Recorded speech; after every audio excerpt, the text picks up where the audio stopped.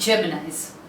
Well, last month and well into this month, also the planet's retrograde activity has reached its peak for the year. You know, this is also like shifting of the house. At times when you're shifting from one house to the other, you are all packed up and there's a lot of activity and a lot of hustle and a lot of bustle, right? Similarly, when the planets are moving their houses, either they're moving backwards or they're moving forwards, there's a lot of hustle and bustle in them. So now this month, they have completed their entire activity and they've completed their moving backwards. So the retrograde motion of all the planets completes this month. So my notes, what do they tell you? They say last month and well into this month, also the planet's retrograde activity has reached its peak.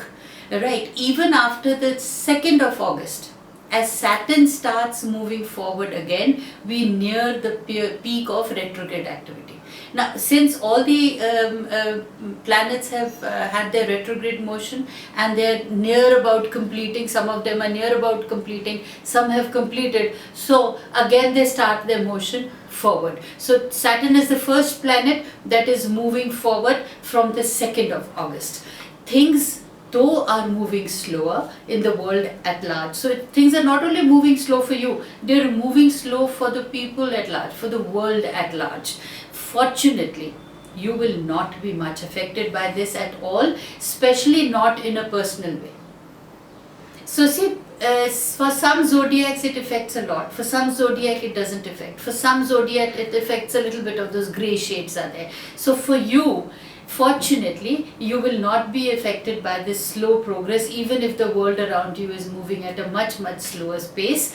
Now, things move slower in the world at large. Fortunately, you will not be much affected by this at all, especially not in a personal way, because Mercury, the ruler of your zodiac, the ruler of your zodiac is Mercury. It has been moving full throttle, faster like never before, because now the planets are slowly starting moving ahead again. So Saturn, which is a little slow, but at the same time Mercury, which is your ruler, is moving full throttle and faster than usual. This means you cover a lot, making much personal and professional success. Saturn moving, Mercury moving full throttle makes you personally and professionally very successful. Right, you will experience your levels of confidence rising and self-esteem takes a boost.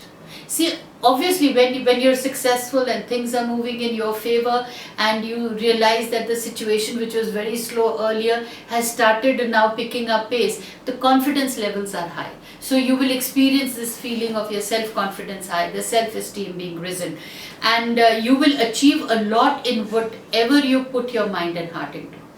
Now, this doesn't mean that self-confidence and self-esteem will automatically on its own be high. No, because you're working towards things. Now, this is where I am a little different from the other astrologers, because other astrologers would say that this period is good, self-confidence and self-esteem has to rise.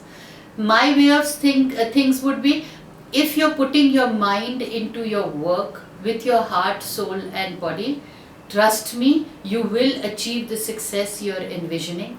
Then the self-confidence and self-esteem rises. Without work, nothing happens. So even if the period is good and you want to sleep, you'll probably have a very good sleep. Right? But if you get up, you put your mind and body and heart and soul into whatever you were envisioning or visualizing or working towards, it's bound to be successful. Self-confidence is bound to be high. Self-esteem will rise because the period is good. Now, the other important move that is happening in your zodiac is the move of Jupiter, which is a planet of expansion, a planet of abundance. This moves into Virgo on the 11th house. Okay, and the last time this phenomena took place, it was 12 years ago. So now you have to recollect what happened to you 12 years ago. And the kind of euphoria that you must have experienced 12 years ago, the repetition is going to take place now, especially if you worked hard towards your goal. It's not that if you've had a relaxing and a cushy time and you haven't done anything, so obviously nothing will happen. But if you've sown your seeds well, the productivity is bound to happen. Right, so it's very important. It's a very important transit for you. It's a very important transit. Jupiter is your love planet. and Geminis cannot survive without love. So it says it's very important transit. Jupiter is your love planet, and this move shows important and major changes in your emotional life. Apart from communications, your feelings, you will experience intimacy and harmony as you give and receive genuine support from your loved ones. So this is a kind of a period which one experiences probably 2 or 3 or 4 times in his life, not more than that, definitely not more than 4 times. The genuineness and the progress. And the progress also is very genuine, whether it is your professional life or the people who come into your life or your family or your friend, people whom you love, you will experience a kind of genuineness. Side by side, you also need to be careful. Now, with all the positives, a little caution always comes. They say life is never perfect. Okay, so a little imperfection here is a caution. It says side by side, you also need to be careful of what you say, as your planet, love planet, is in Virgo and it produces challenges and criticism. Okay, see what happens at times is when a particular planet is in a particular house, it adopts the characteristics of that house. So since your love planet is in Virgo, and Virgo is known to be critical, analytical, and there is a kind of challenges it produces. Okay, so even if your love life is going very, very smooth, sometimes what happens, the other person tends to start thinking that why is everything going so good? You just question. So a man is a self-destroyer actually. It can never enjoy the moment. It just starts producing its own obstacles for itself. So since your love planet, Jupiter, is in Virgo, it is producing challenges and criticism. Do not try to be perfect. Accept the flaws of others the way you would do yours. So don't be afraid to say sorry if your loved one tends to question you about something. Don't take it too hard that why am I being questioned? Right? It's okay. The person is trying to clear his doubts. If you have an answer for it, well and good. If you don't have an answer for it and you know that you need to apologize, just apologize. So it's something like accept life the way it is. Here it reminds me of Rumi. He had very well said, he was a Sufi saint who had said that if you are going to go out in life finding faultless friends, you will be friendless.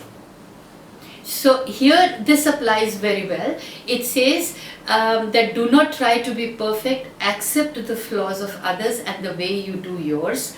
It will be a great challenge to keep criticism constructive. But if you put your mind and heart into it, you can do it. So criticism, please apply it constructively. Okay. Now from the 3rd to the 8th, you could indulge in making important decisions concerning your love life. In case if you're single and you're planning to make those permanent commitments, or you're planning to bridge gap between loved ones, 3rd to 8th is the perfect time. Indulge yourself. Indulge in making important decisions concerning your love life. Now since Venus is conjuncting Jupiter from the 3rd to 6th and Mercury is conjuncting your love planet from the 6th to 8th, they're very good periods for you. Venus is conjuncting Jupiter and Mercury is conjuncting Jupiter again from 6th to 8th. So marriage is not likely, but the encounters are happy. Okay, that means if you're wanting to make a commitment, by all means do so, but don't get married at this time, because all these are in conjunctions. It's a harmonious aspect, it's a good aspect. If you've known the person for long and you want to make a commitment, go ahead. But if you've just known the person and it's let's say 6 months, then I would say just make a commitment, but don't jump into a marriage. Okay, marriage is not likely, but the encounters are very, very harmonious and happy. You could either move into a house, into a new house, or at least remodel your own house. So all these things are happening because new happenings and environments are the call of the month. So new people come into your life, new environments come into your life, new happenings. You probably would be changing the way you look at life. You could also be changing your own personality or the outlook of your own self. So it is like an old model, but you give it a new shape, right?